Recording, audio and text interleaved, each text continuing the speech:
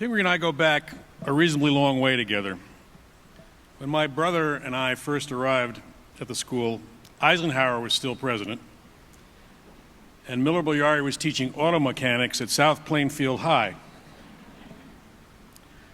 I remember virtually nothing about that day. It was September 8th, 1958, except that in retrospect, it marked the beginning of an experience that changed my life. I believe that by the time his or her Pingree experience is complete, our graduates are, for all intents and purposes, fully formed individuals. The basic elements of character, values, personal, intellectual foundations, they've all been put in place.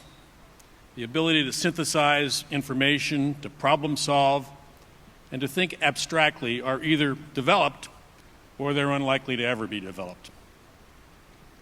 College is great. It opens whole new vistas, it cuts ties of dependence, it provides countless new experiences, some great and some not so great. But college refines and enhances, whereas Pingree lays cornerstones and builds foundations. Pingree can succeed without colleges, but colleges cannot succeed without what Pingree produces. The remarkable product that Pingree provides is not cheap, and it requires constant renewal and improvement. The cost of a Pingree education has increased dramatically over the last decade. I don't have to tell many of the parents here that. As has the cost of quality education at all levels.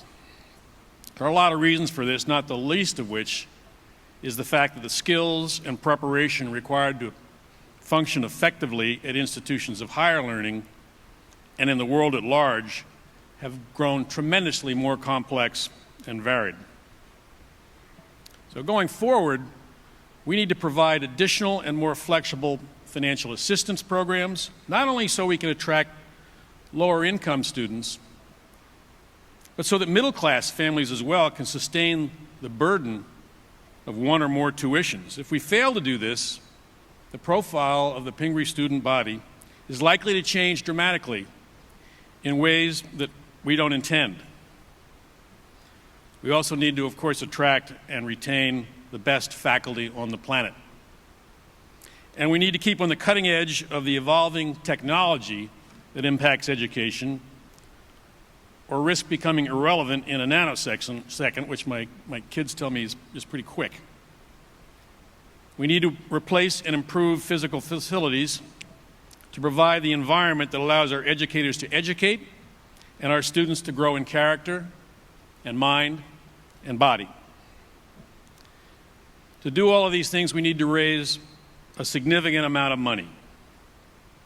We have sliced and diced what we'd like to do, and we've prioritized and refined that down to what we believe we really need to do. And that total comes to $65 million. The largest piece is $20 million for financial aid. And other priorities you've already heard about. They include, of course, faculty development, facilities modernization, and upgrading of our athletic facilities to make them at least comparable to those of the schools we compete for students with. So this, needless to say, is where you all come in. We've raised $44 million as of today, which is pretty significant for Pingree, or for any independent school for that matter. But we have more to do in order to get the number that we need, the $65 million, and so we need you to pitch in, and we need you to pitch in now. If you or your spouse or your children or your grandchildren or all of the above attended Pingree, and you like the kind of person you are, and the kind of people they ended up becoming, I would suggest to you that this school deserves a significant part of the credit. And in my case, at least, that creates an obligation to give something back. Pingree and places like it need to be preserved, and they need to be nourished, not just for the sake of those who go here now, not for the sake of those who will go here in the future, but for the sake of the community and the nation and the world at large. we're falling seriously behind other developed nations in the quality and effectiveness of our public education system. And until we find the answers to deal with this dilemma, which we all hope we do, it's institutions like Pingree that will provide graduates who will become the leaders in public service, in commerce, in the arts, and in the sciences. So if institutions like Pingree falter, we will all suffer. So I think that this effort we're undertaking for Pingree is not only a good cause, but it's an essential one. Several people tonight have decided to put their money where their mouths are and show how much Pingree means to them and to their families. They presented a challenge. They will give $2.5 million if we can raise an additional $2.5 million in the next 6 months for the campaign. In other words, they'll donate $1 for each additional dollar that you give. Your donation can be directed to any campaign objective that you wish, or it can be undesignated.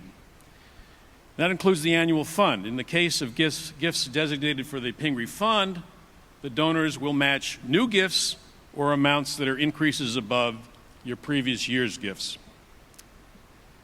This is exciting news because it means that together we can get closer to our ultimate goal faster and make the changes and improvements and add the additional financial aid and other resources, make them a reality sooner rather than later. There's a second challenge we're announcing tonight.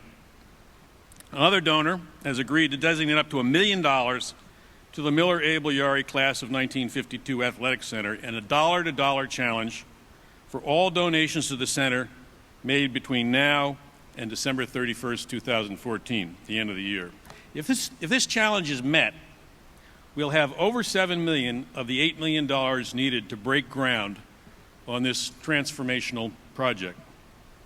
There are a number of other challenges either already announced, like the O'Toole family's very generous challenge in support of the new squash facilities, or several other challenges for specific classes of alums and for what I'll call affinity groups, for lack of a better term.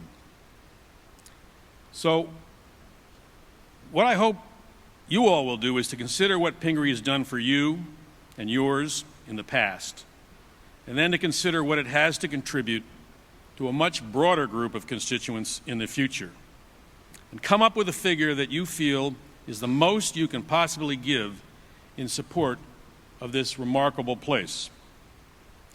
Then double that figure and call Melanie. Thank you very much.